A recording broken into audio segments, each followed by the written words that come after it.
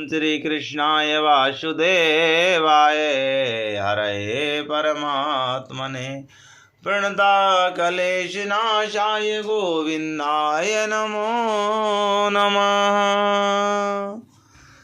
वैशाख मास शुक्ल पक्ष मोहिनी एकादशी का महात्म्य। युधिष्ठिर ने पूछा, हे जनार्दन वासुदेव, श्री कृष्ण भगवान वैशाख मास के शुक्ल पक्ष में किस नाम की एकादशी होती है, उसका क्या फल होता है तथा उसके लिए कौन सी विधि है, कृपया कर बतलाइए। मधुसूदन जनार्दन जगन्नाथ भगवान श्री कृष्णचंद्र जी बोले, हे धर्मराज, पूर्व काल में परम बुद्धिमान श्री रामचंद्र जी ने महर्षि वशिष्ठ जी से यही बात पूछी थी जिसे आज तुम मुझसे पूछ रहे हो। श्री रामचंद्र जी ने कहा, हे भगवान, जो समस्त पापों का क्षय तथा सब प्रकार के दुखों का निवारण करने वाला व्रत में भी उत्तम व्रत हो, उसे मैं सुनना चाहता हूँ। महर्षि वशिष्ठ जी बोले, हे श्री राम, तुमने बहुत उत्तम बात पूछी है।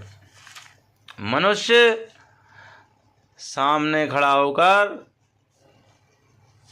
मनुष्य तुम्हारा नाम लेने से ही सब पापों से शुद्ध हो जाता है, तथापि लोगों के हित की इच्छा से मैं पवित्रों में भी पवित्र उत्तम व्रत का वर्णन करूंगा। वैशाख मास के शुक्ल पक्ष में जो एकादशी होती है उसका नाम मोहिनी एकादशी है।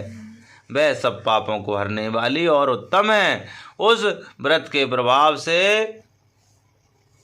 मनुष्य मोह जाल तथा पातक समूह से छुटकारा पा जाते हैं। सरस्वती नदी के रमणीय तट पर भद्रावती नाम की सुंदर नगरी है। वहाँ धृतिमान नामक राजा, जो चंद्रवंश में उत्पन्न और सत्य प्रतिज्ञ थे, वे राज्य करते थे।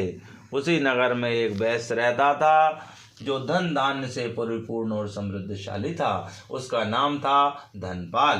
वह सदा पुण्य कर्म में ही लगा रहता था। दूसरों के लिए पौंसला, कुआं, मठ, बगीचा, पोखरा और घन बरवाया करता था। भगवान श्री विष्णु की भक्ति से उसका हार्दिक अनुराग था। वह सदा शांत रहता था। उसके 5 पुत्र थे, जिनका नाम सुमना, द्युतिमान, मेघावी, सुकृत तथा दृष्ट बुद्धि था। दृष्ट बुद्धि 5वां था। वह सदा बड़े बड़े पापों से ही संलग्न रहता था। जुए आदि दुर्व्यसनों में उसकी बड़ी आसक्ति थी। वह वेश्याओं के लिए से मिलने के लिए लालायित रहता था।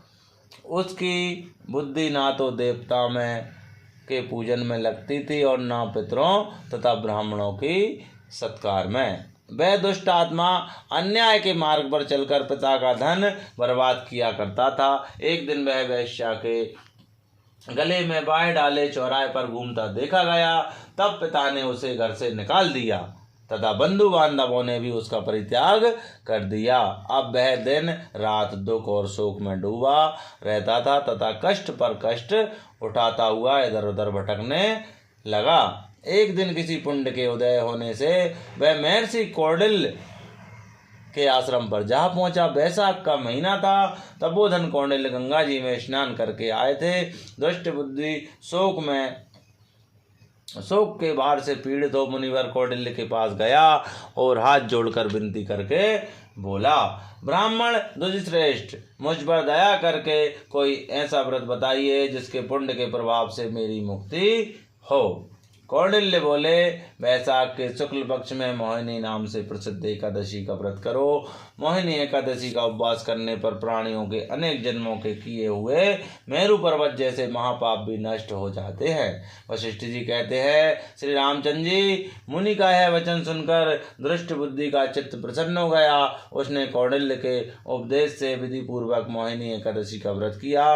नृपश्रेष्ठ, इस व्रत के करने से वह निष्पाप हो गया और दिव्य देह धारण कर गरुड़ पर आरूढ़ हो सब प्रकार के उपद्रवों से रहित श्री विष्णु धाम को चला गया। इस प्रकार यह मोहिनी का व्रत बहुत ही उत्तम है। इसके पढ़ने और सुनने से सहस्त्र गोदान का फल मिलता है। बोलो मोहिनी भगवान श्री हरि विष्णु की, लक्ष्मी नारायण भगवान की, जगत के पालनहार जगन्नाथ स्वामी की।